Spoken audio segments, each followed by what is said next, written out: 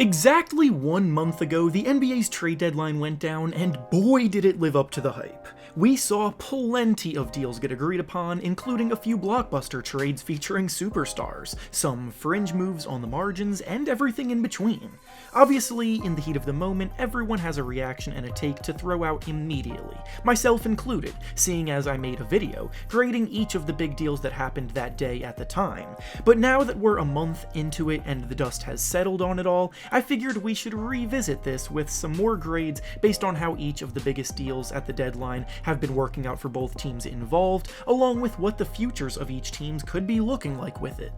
Before we start though, I want to thank PrizePicks for sponsoring this video. PrizePicks is the perfect service for all of us basketball fans here because when you're involved, it makes watching games every night so much more fun and engaging. Basically, it's an application that provides you with lines on all kinds of individual player props, such as points, rebounds, assists, three-pointers made, amongst others, and you simply have to choose whether you believe they will record over the set amount in the line or under the set amount in the line. Make your selections, wager however much you want to, and if your picks hit, you can win some big money.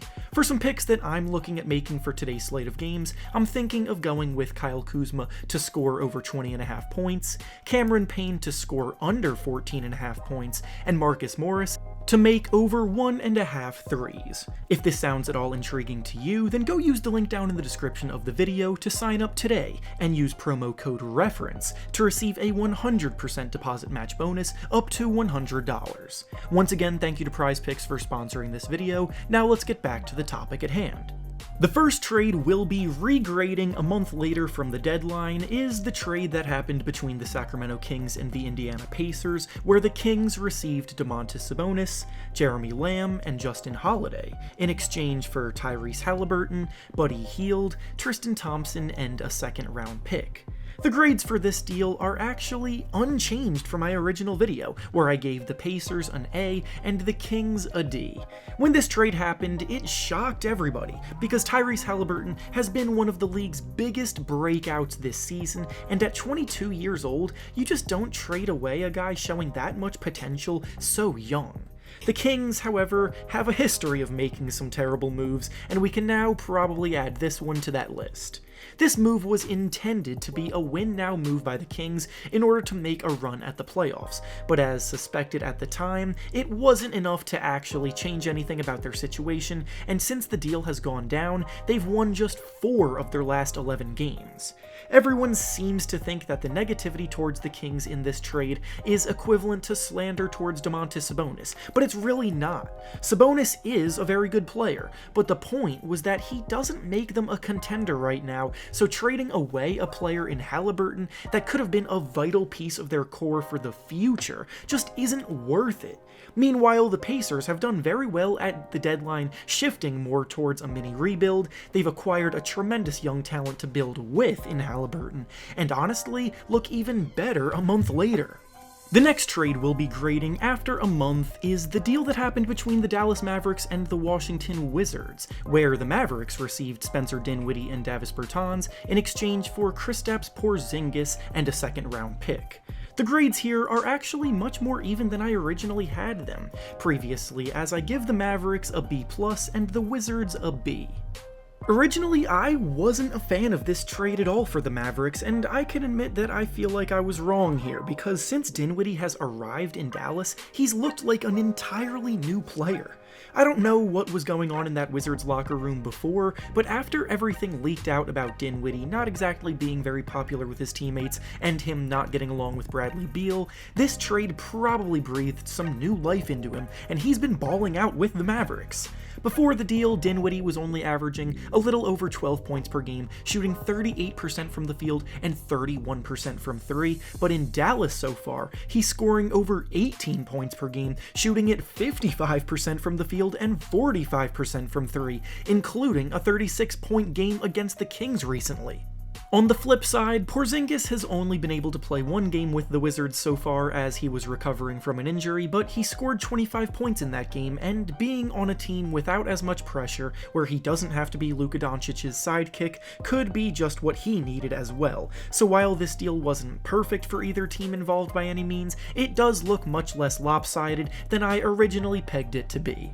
The next trade we'll be grading a month later from the deadline is the trade that happened between the 76ers and the Nets, where the Nets received Ben Simmons, Seth Curry, Andre Drummond, and 2 first-round picks in exchange for James Harden and Paul Millsap.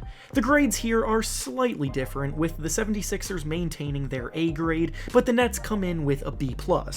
Originally, I had this trade as a huge win-win, with maybe the Nets slightly getting the better end of the deal, but a month later, Ben Simmons still has yet to play a game for them, and his timetable is more murky than it's ever been. The Nets are currently in the play-in tournament range of the standings, and ideally they would definitely like to have everybody at their disposal, but Simmons may not be ready to play his first game with them until late March at the earliest, and by then the season will be almost over. Combine that with Kyrie Irving still only playing road games and Kevin Durant working his way back from his injury, it seems like they're destined for that play-in tournament despite being one of the most talented teams on paper. The 76ers, meanwhile, have not lost a game that James Harden has played with them, and they've looked like a truly dominant force.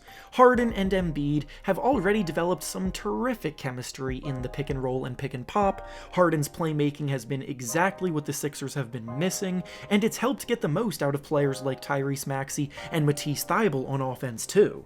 The Sixers have been outscoring opponents by over 30 points per 100 possessions with both Harden and Embiid on the court. They've easily handled each of the teams that have come in their way, and the trade seems to be a massive success for the Sixers for sure. And finally, the last trade we'll be regrading a month after the trade deadline is the deal that happened between the Pelicans and the Trailblazers, where the Pelicans received CJ McCollum, Larry Nance, and Tony Snell in exchange for Josh Hart, Tomas Satoransky, Nickeil Alexander-Walker, Didi Louzada, a first-round pick, and 2 second-round picks. The grade here is still in favor of the Pelicans, where they get an A, and the Trailblazers get a C+. The Pelicans needed to make a splash to save their season and potentially their future, and bringing in McCollum has been a great way to help them keep their momentum up as they try to make a push for the playoffs. CJ himself has been sensational in New Orleans, averaging about 27 points, shooting 53% from the field and 42% from 3 with them. They've won about half of the games that they've played with him to stay in the hunt for the play-in tournament, and Zion Williamson is reportedly working his way back onto the court, hopefully being able to come back and play in the near future. With so many rumors flying regarding Zion Williamson and his future with the team, they needed to do something to show him that they can build a strong unit, and this move was definitely a step in the right direction. For the Blazers, though, I still don't think they did as well as they could have here. Alexander Walker might have potential, but in 3 seasons he's only ever been an inefficient scorer. Josh Hart is a solid role player, and the first-round pick is nice too, but the trade doesn't really feel like something that helps bolster their ability to build around Damian Lillard like they say they want to, and if they do eventually choose to rebuild, the assets here feel dissatisfying for that in the future. And with that being said, that's all I have for you today. Make sure to like the video, subscribe to the channel, and comment down below how you're feeling about these trades after a month of play. Thanks for watching, and I'll see you all next time.